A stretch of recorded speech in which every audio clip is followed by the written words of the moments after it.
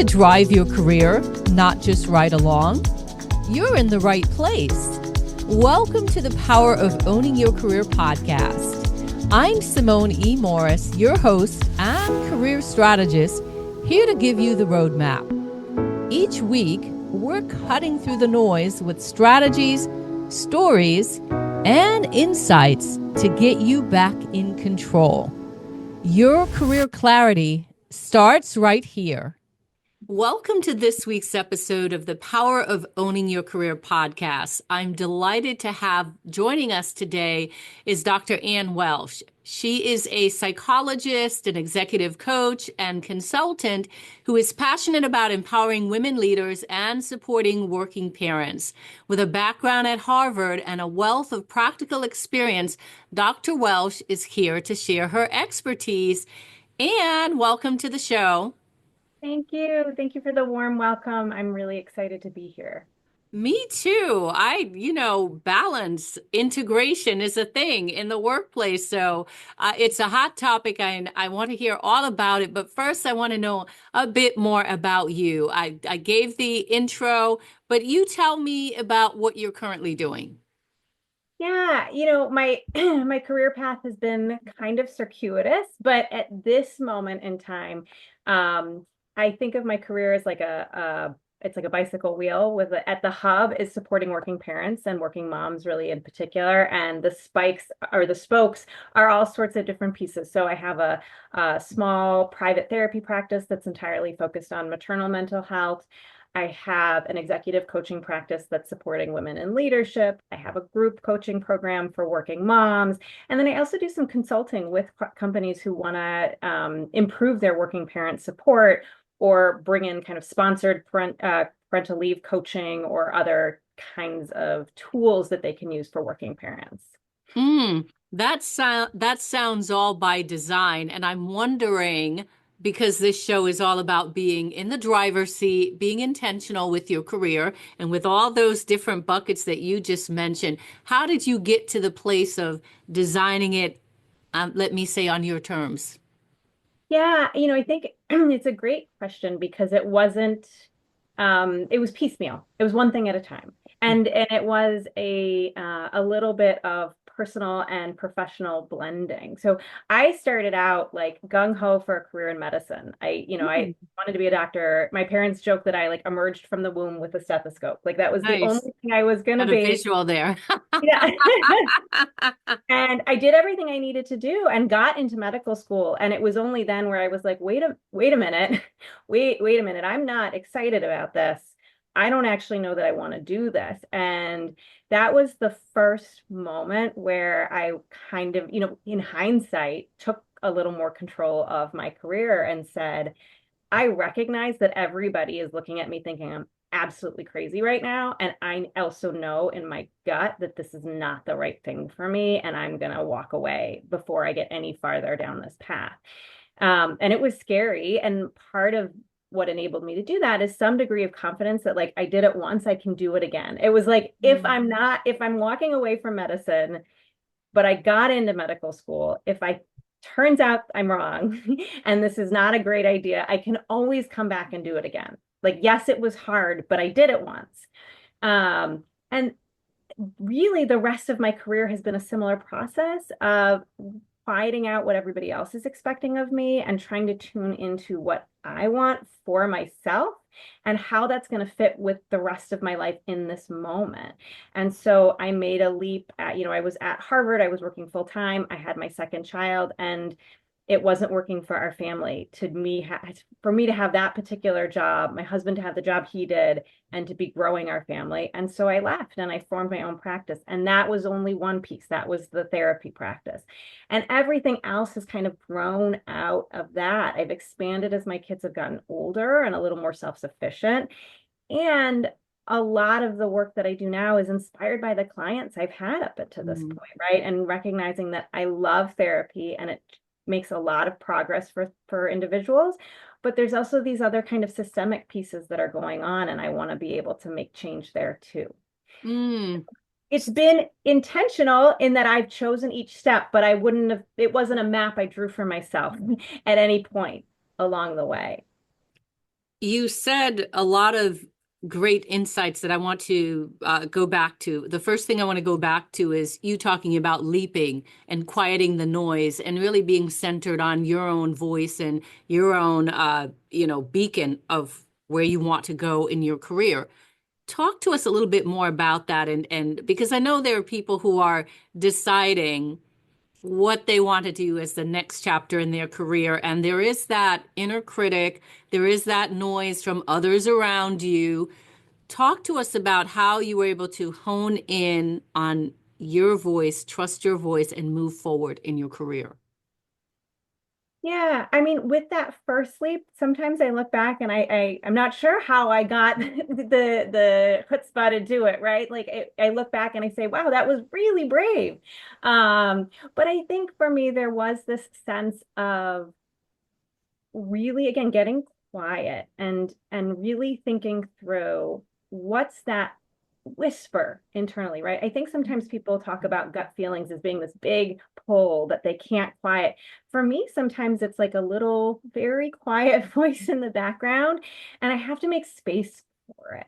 I do this work a lot with my clients as well of I tell them it's kind of like cleaning out your closet, right? You have to take out everything and put it on the bed and label it all. Where's that expectation coming from? That one's from social media. That one's my mom. That one's my professor. That one's my Aunt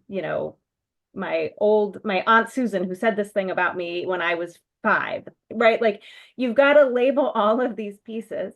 And then once they're on the bed and you see them and you label them, you get to decide, what am I picking back up? Right. And so, in that decision to walk away from medicine, it was like, okay, this was something I was kind of interested in. I liked science. I liked helping people. I had 2 parents as doctors, so or I had 2 doctors as parents. There was a lot of expectation there. And it was like, okay, I like these things, but what I really like, what I'm really interested in it is people, right? I'm very curious about people and why they make the decisions they do and how they think. And I kind of want to get in their heads. And that's not what I'm going to be studying if I go to medical school. So let me try this other thing. Um, Mm. and it's never, yeah, occasionally I'll have clients that have big ahas, right? I was working with a client recently who really quickly got in touch with a much younger part of herself that had wanted to go into a career in like social work and made a big pivot. And it was all crystal clear for her as soon as I kind of asked the question, what did you used to want to do? Right. But for a lot of us, it's not that clear. It is this little whispers, these little tiny breadcrumbs that we kind of follow through our lives and through our careers to make those decisions that are getting us closer and closer to alignment. Mhm. So you talked about having parents as doctors or doctors as parents. I'm doing the same thing. And so I wonder, what did you want to be when you were growing up? Well, so that was I wanted to be a doctor. Well, I wanted to be 2 things. I wanted to be a doctor or like a pop singer. And that's not the most logical career choice. Um, but I think in particular because I had a mother that was a doctor, and that was not a thing in the 80s when I was growing up. Very few of my friends had working mothers. Even fewer had physician mothers. So it's what I saw modeled, and I thought it was really cool that she was a doctor. And again, I think it did line up with my own interest in science and wanting to be a helper in some capacity. Um, but in the end, I think it was a lot of, I came from a family of academics, and that's kind of was what was in my brain. Like that was what I saw as the options. And it wasn't until I got into college and kind of started to see, wow, there's a whole number of other careers out there that I could choose from. And that still happens to me today, where I'm like, oh, I could do this thing. Let me see what that feels like. Let me try it, treat it like an experiment, see how I react, and then choose if I really want to fold this in as a piece of my career. In some sort of ongoing capacity. Mm. If you had to come up with a title to, define your career body of work, what would it be? I at this point, I would say a working mom guide, right? I'm not a guru, but I have a lot of knowledge, right? Even my grad school research before I became a parent, unknowing what I was going into, was in the transition to motherhood and was in career decision making. These were pieces I've been dealing with and working with and researching long before I was even doing them on my own or before I was helping clients navigating them, because I find that these are questions of identity. And that's fascinating to me from all sorts of angles. Mhm. Talk to me a little bit more about identity. I am a mom as well, so talk about that. My brain went to a place of sort of losing your identity somewhat when you have children, and you've got four, I believe. Yes. So, I'm curious how you balance it all and what you meant when you talked about identity and careers. Yeah. Well, broad brushstrokes, identity is how we see ourselves, and what that is defined by all sorts of pieces. I kind of talk about identity as a pie chart, right? And we might have 300 things in there.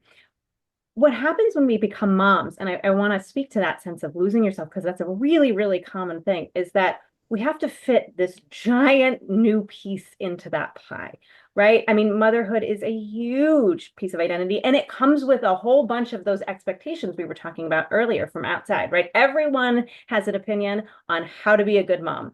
And they will not shy away from telling you from the moment that you are pregnant, and they're commenting on how your belly bump is looking, to comments on screen time or whether or not your child's wearing a coat or whatever. So you have this huge, huge piece. And what people end up doing sometimes, because it's almost impossible to do anything else, is that just covers over everything, right? It's like that becomes the entire pie. Mm. And we lose sight of those other pieces. They're not gone, they're just hidden. And the work that I love to do is to help make that piece fit inside the pie with everything else, right? And it's not so much about shrinking its importance, it's about acknowledging that those other things are in there, so that motherhood is a piece of who you are, a really important, vital, creative, wonderful piece. And there are other pieces of you outside of that, and they may be affected by motherhood. There's nothing wrong with that, but they do exist. And that's the kind of identity formation process that doesn't just happen the minute you have a baby. That is over the course of being a parent, which is really a whole lifetime. Yeah. Yeah. I want to read something that I got a quote from you and have you elaborate just a little bit because it seems apropos at this time to bring it up. You say motherhood doesn't shrink a woman's ambition, it reshapes it.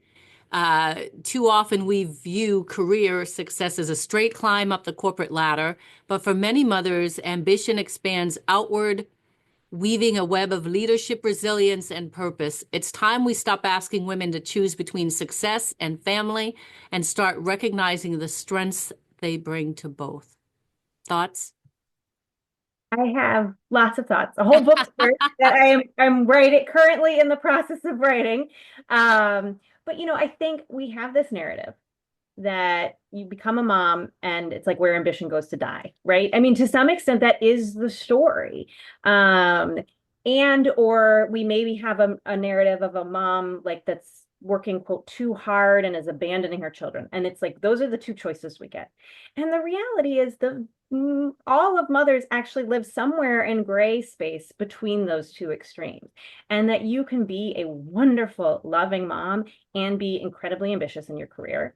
And part of understanding that both and space is to recognize that ambition is not linear, right? When we think of when we traditionally think of the word ambition, we think of climbing that corporate ladder, right?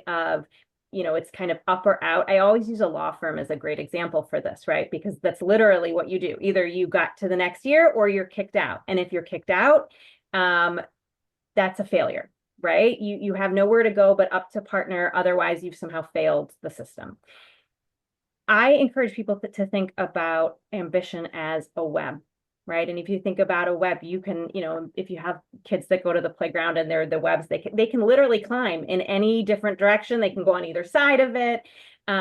There's 360 degrees of ambition, right? So you can be ambitious for power or status or income. You can also be ambitious for time or space or connection or meaning or joy.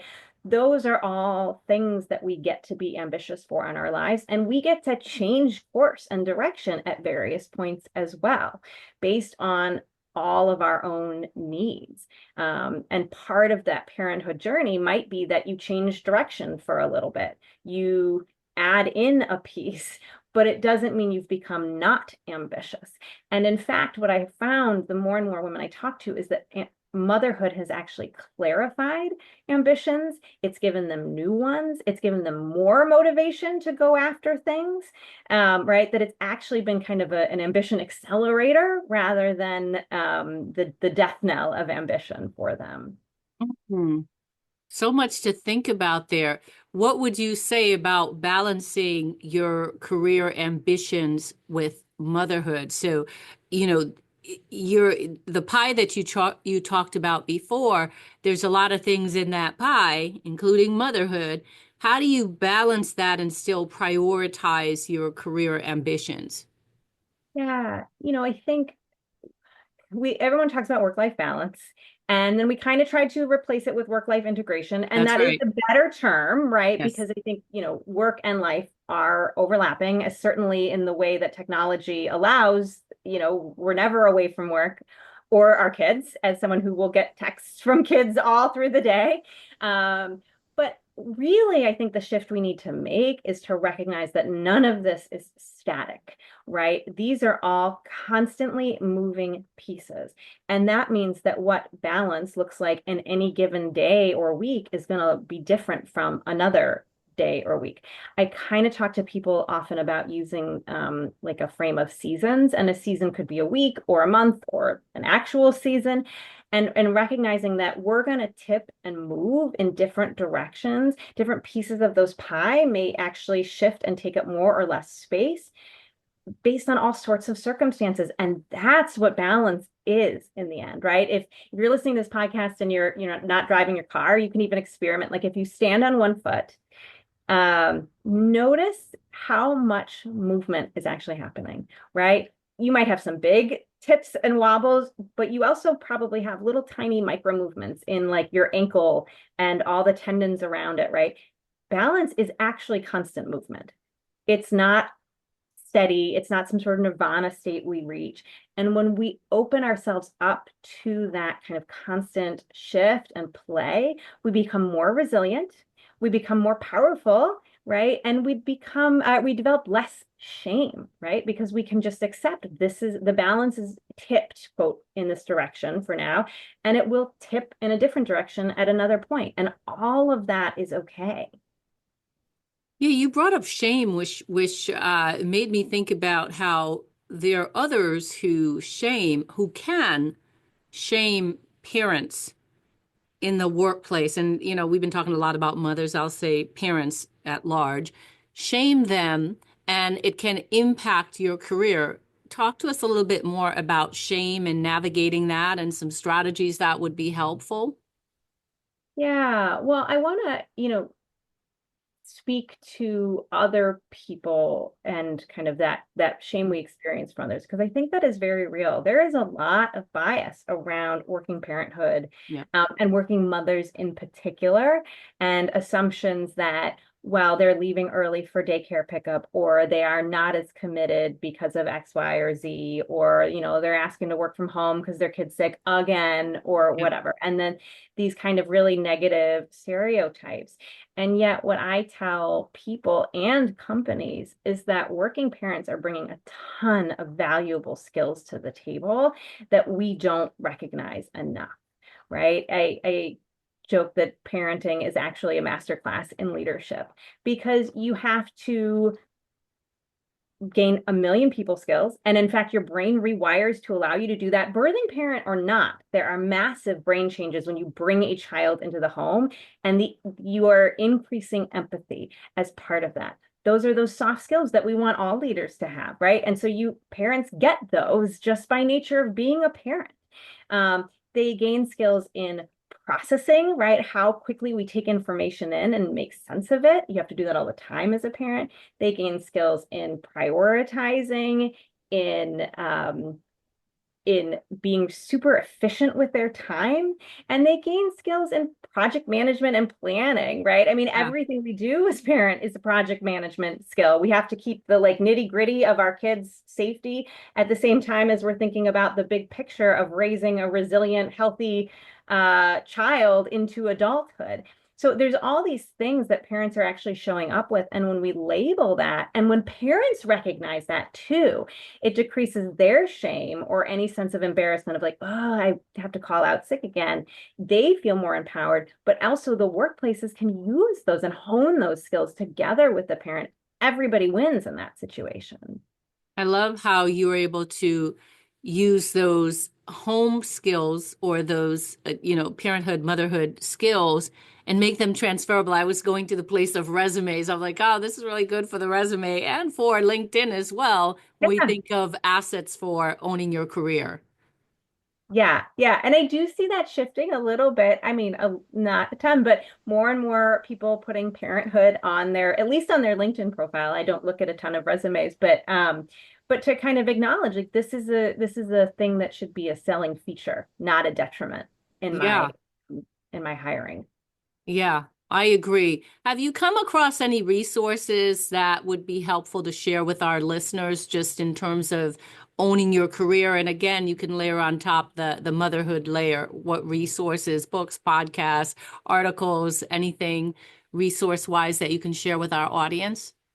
Yeah, one great one that came out earlier this year, especially this is more geared towards working mothers, but I think fathers could benefit from it too, is The Power Pause by Neha Ruch. And she really advocates that any sort of time you take for caregiving, whether that's a couple years when your kids are younger or a shorter amount of time, but that really thinking of that as a potential career accelerator, right? And helping you embrace that that is not walking away from career. It's really can be this strategic play that you make really along those same lines I was talking about of balancing of saying, okay, I'm going to lean into this one space for now, but that doesn't mean I can't lean back into career later. And she kind of beautifully walks you through some processes, especially for while you're in that pause of how to set up systems and to think about it in a way, again, that feels really empowering. And are you thinking about your career with that pause and some intentionality, or you're taking, you're unplugging or it's coming completely out of the environment and not thinking about that? And when you are wanting to come back, you start to think about that. How does that work? I think it's in both and, right? Or an either or that, for some people that take caregiving pauses, there is every intention of going back. And, I've worked with a lot of clients who want to take some sort of pause and not always when their kids are little. I mean, sometimes it's a older kid has a need or an aging parent has a need and they're saying, I need to take some time off for that. And so we'll talk about what are those strategic things, right? How can you keep even if it's not a foot in the door, how can you keep a toe in the door at your Yep. workplace? How can you stay active with your network so that you're still top of mind? Do you want to do some consulting or small projects? Like, what does it look like to kind of keep tabs on it? But sometimes it is, I am burnt out and I'm taking a pause for that reason, or I don't want to keep a foot in the door. I really just want to completely disengage from this part of my life for now. And how can I make that work with my current family and finances, etc.? And then support on the other end eventually when they return of, okay, now I've been through this experience. Maybe it's changed me. Maybe it's shifted around some of those pie pieces. Maybe there's some new ones. Maybe I've removed some. Now, what am I going to do? How do I figure out what's next for me? How do I make those career decisions from this space? And that's also work that I really love doing. I think it's always exciting to be thinking about what do I want to do when I grow up, even if I am a grown up. Yeah. Now that's a title of a book right there. I love that. But I want to, as we begin to wrap up this episode, I want to ask you, because this show is called The Power of Owning Your Career, what is your formula, Anne, for owning your career? I think for me, it's approaching everything with curiosity and maybe even a little bit of a sense of play. Right? I think the thing that has allowed me to stay resilient and to experiment and try new things has been this ongoing frame of what if, right? What if I like this? What does this feel like? What would that be like? I am certainly a type A person and can be in the planning, live in a world of plans and Yeah. wanting things to go a certain way. And that works for some elements of my life. But in terms of career development, it can keep me a little bit constrained. And so when I keep this frame of playfulness and of not being wedded to the outcome, it's really allowed me so much more freedom to make those aligned choices, like I talked about with medical school very early on, and then kind of choices as my career grew and developed. I love that. I loved not being aligned to the outcome because that can really cause unnecessary stressors as well. Yeah. Love the angle that you're talking about there. Well, it's certainly been such a pleasure to have you as a guest on the Power of Owning Your Career podcast. Can you please tell our listeners how they can stay connected with you if they'd like to do so? Yes, the easiest place to find me is on LinkedIn. It's just Dr. Ann Welsh, or my website, which is drannwelsh.com. I love getting messages and hearing about people that heard the podcast. And you can go on there to learn all about my group offerings and my one-on-one offerings. And I post updates sometimes as well about my book progress on ambitious working mothers. And I'm also on Instagram as well. Awesome. Well, again, my sincere thanks from myself and from the listeners for having you as a guest on the Power of Owning Your Career podcast. Thank you. So This much. was so much fun. Thanks again for having me. Absolutely. That's it for today's empowering episode. I'm Simone E. Morris, and I want you to remember that you are indeed the architect of your career. Share this episode if it sparked something in you. Subscribe wherever you listen and find more resources at SimoneMorrisEnterprises.org. Keep practicing career ownership, and I'll be right here with you next week for more transformation.